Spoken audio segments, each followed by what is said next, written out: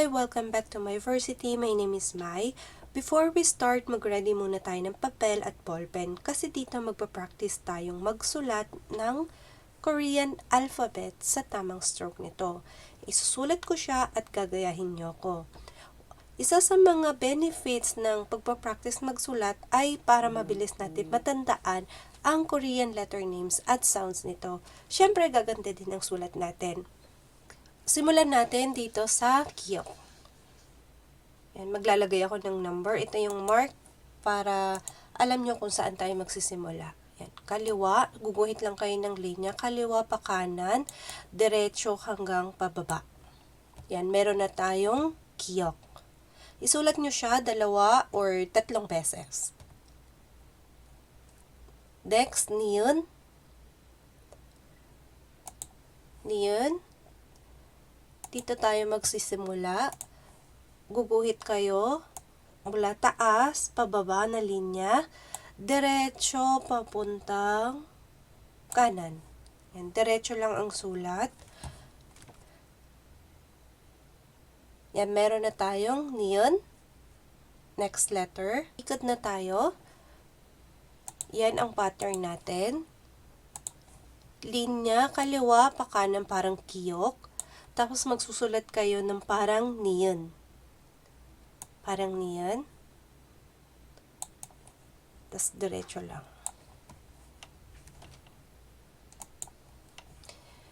Yan. Okay lang kahit wala ito. Pwede nyo siyang isulat na ganyan. Linya, tapos Niyun pa baba. Parang Niyun. So, wala na siyang parang buntot dito. Real. 1, 2, 3. Isang line. Diretso pababa. Tapos, dito sa may number 2, dito kayo mag-i-start ulit. Kaliwa pa kanan.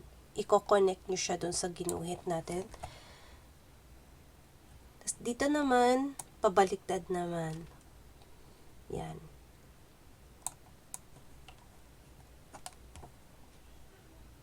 Yan.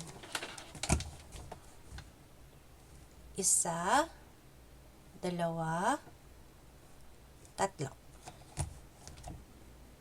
Meron na tayong real. Next, Miyum. Miyum. Ito ang number 1, 2, at 3.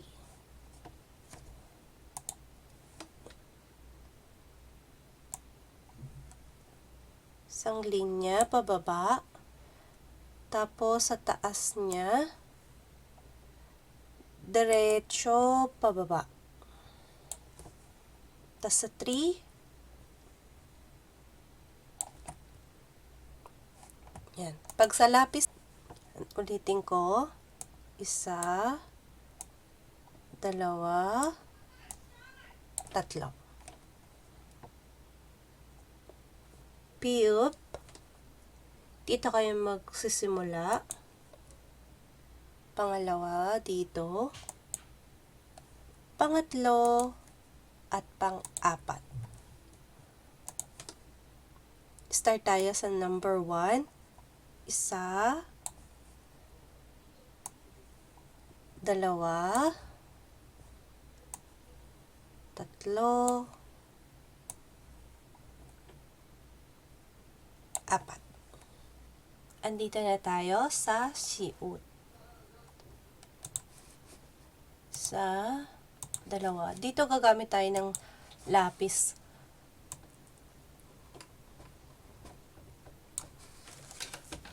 Mouse kasi ang gamit ko kaya medyo mahirap siyang i-trace. Yan. Yan siya, isang pa-curve. Ulitin ko, isang pa-curve. Tapos pa ganyan.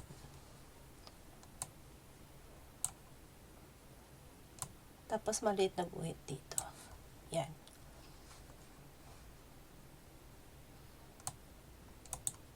Next letter natin, iyong, ito pinakamadali, guguhit lang tayo ng bilog.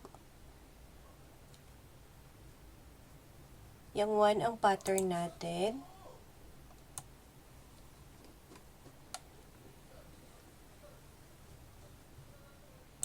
Yan. Ulitin ko. Log.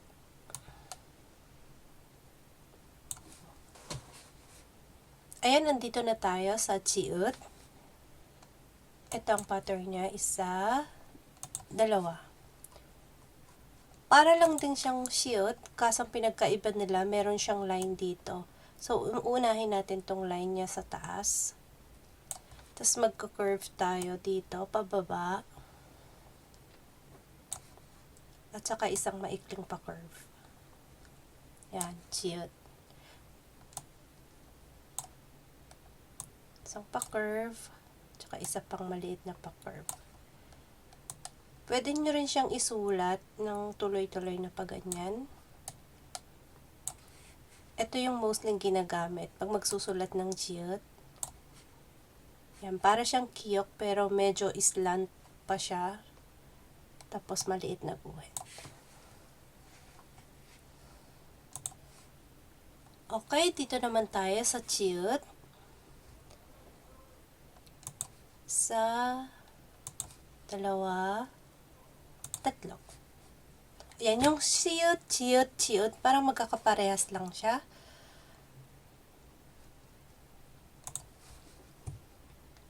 Kaso itong chiut, mayroon pa siyang line sa taas na maikli. Tapos magsusulat kayo ng katulad ng chiut.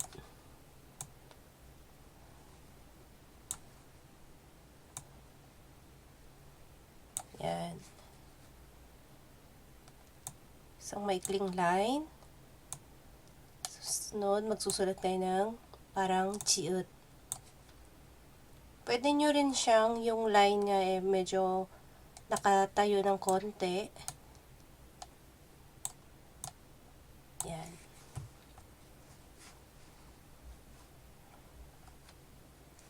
Okay, next. Ayan, malapit na tayo. Nasa kiyok na tayo. Kiyok.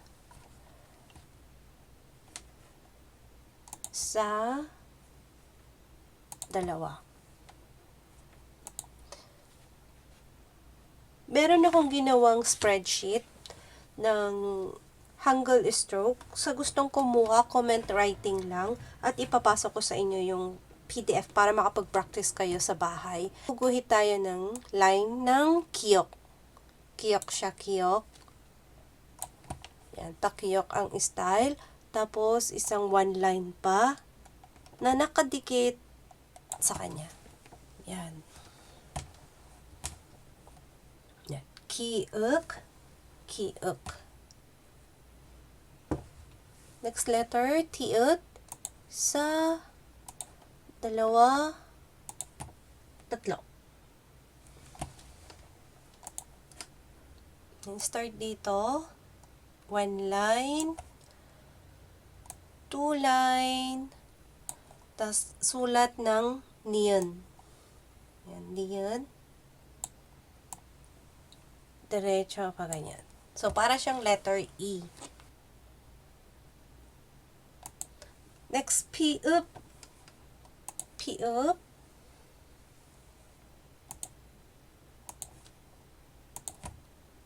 Yan yung guide. Isang straight. Tapos baba pataas na line. Isa din dito. Tapos line ulit. Isang paganyan. Paikli ng konti. Mahaba. Tapos, line ulit. Yan, piyok.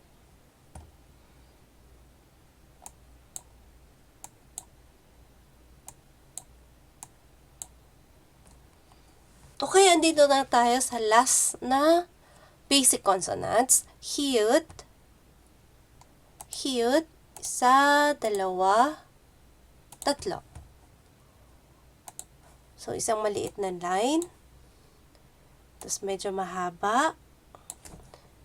Tapos, Tapos isang bilog. Pag sinulat siya, yan. Tapos yung, yan. Pwede nyo rin siyang patayo ng konti na parang sa chiyot. Parang antena niya. Ganyan.